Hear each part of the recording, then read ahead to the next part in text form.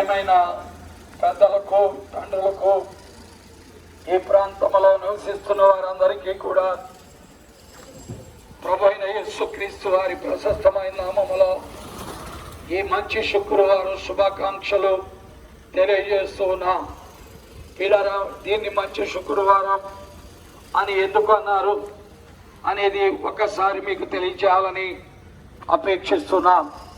దీన్ని మంచి శుక్రవారం అని ఎందుకు అన్నారంటే 2026 సంవత్సరాల క్రితం దేవుడు మానవుడిగా యేసు క్రీస్తు పేరున ఈ లోకంలోనికి వచ్చి మానవ లోకములో జీవిస్తున్న మానవాళికి దేవునికి మధ్య ఉన్న పాపము అనే అడ్డుగోడను తొలగించుటకు ఆ పాపమును తన మీదే వేసుకుని సిలువలో బలి అవి ఆయన శిక్ష అనుభవించి రక్తము చిందించి చనిపోయిన దినం, మరణించిన దినం. అందుకనేంటంటే మంచి శుక్రవారం అన్నారు.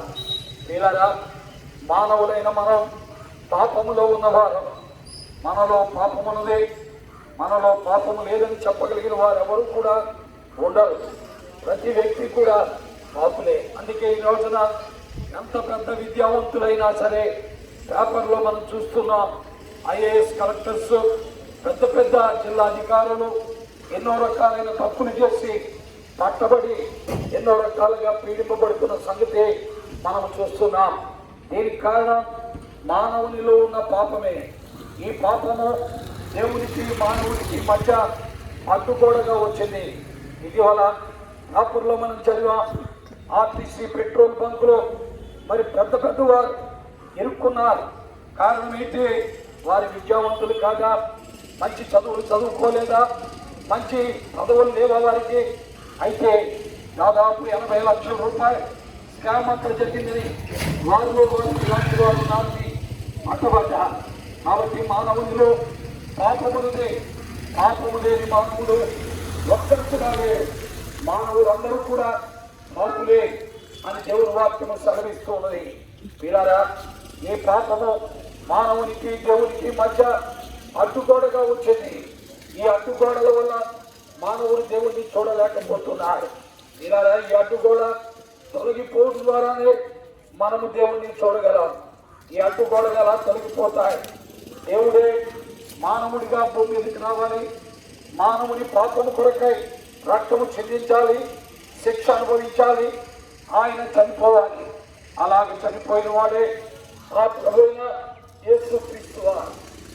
2026 సంవత్సరాల క్రితం ఆయన సిలువలో నిలవపోయే అడ్డకొండపై సర్వలోక మానవ పాప పరిహారము నిమిత్తం లోక పాపమును మోసుకొని పోయే దేవుని గొర్రెపిల్లగా మన అతిక్రమ క్రియల కొరకు ఆయన గాయపరచబడ్డారు. మన దోషముల కొరకు ఆయన నలుగొట్టబడ్డారు. మనకు రావాల్సిన శిక్ష ఆయన మీద పడినది.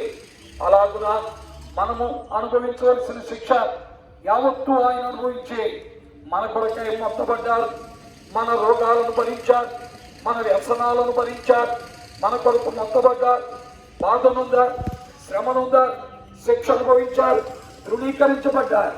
స్వరూపాన్ని, సొగసును ఆయన కోల్పోయారు. ఆయన సిలువలో చేసిన ఆ త్యాగమే మానవ పాపానికి పరిహారం.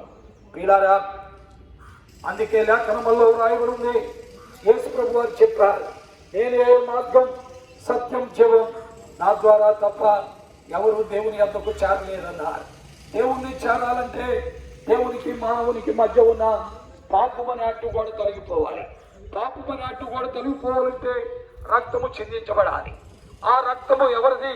అందుకే దేవుడు మానవుడిగా యేసుక్రీస్తు పేరును వచ్చి రక్తాన్ని చిందించాడు. పిల్లరా, ఎవరైతే ఆ క్రీస్తు ప్రభువునందు విశ్వాసం ఉంచుతున్నారో వారు బాగుపడుతున్నారు. కాబట్టి ఆయన నమ్మండి. ఇది మత మార్పిడి కాదు.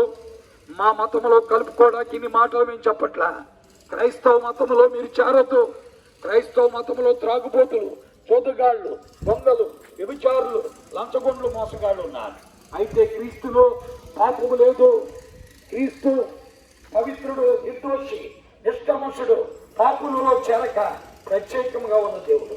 ప్రభుని యేసునందు విశ్వాసం ఉంచండి. ఆయన మీకు సహాయకుడు, మీకు ఉపకారి, మీకు సహకారి, మీకు ఆయన మేలు చేయగలిగిన సమర్థుడు. ప్రభువైన యేసునందు విశ్వాసం ఉంచండి. అప్పుడు మీరు మీ ఇంటి వారు గొప్ప మేలు, క్షేమము, ఆశీర్వాదం, దీవెన పొందుతారు. దేవుడు మిమ్మను, మీ బిడ్డలను, మీ కుటుంబాలను, మీ స్వాస్థ్యాలను దీవించి ఆశీర్వదించి ఆయన సర్వసత్యములోనికి మిమ్మల్ని తీసుకొని వచ్చిన దాకా. ప్రేమ కలిగిన తండ్రి, ఈ ప్రాంతంలో నివసిస్తున్న కుటుంబీకులందరూ కూడా నీ నిర్మాణమే. తల్లి గర్భములో వారిని రూపించిన వాడు నీవు, తల్లి ఒడిలో వారిని కూర్చుండబెట్టిన వాడు నీవు, వారిని వయసు వరకు పెంచిన వాడు, వారికి ఎక్కువ లేకుండా చేసిన వాడు కూడా మీరే. ఈనాడు మీ పంచభూతములను వారు పీలుస్తున్నారు, అనుభవిస్తున్నారు. తండ్రి, నిన్ను నమ్ముటకు వారికి మీరే సహాయం చేయండి. మేము చెప్పే మాటలు ప్రభువా ద్వారా వారు నమ్మరు. నీవే వారిలో విశ్వాసము కలుగు చేయండి. నీ సత్యాన్ని వారు ఎరుగుడు కృపదయచేయండి. నీ జ్ఞానము వారికి బోధించండి. నీ మార్గము వారికి పరిపూర్ణంగా తెలియచేయండి. తండ్రి, నీ ద్వారా తప్ప మానవునికి పాప విమోచన లేదని, మోక్షం లేదని ప్రజలు గ్రహించుటకు సహాయం చేయండి. యేసు నామములో ప్రార్థిస్తున్నాను తండ్రి, ఆమేన్.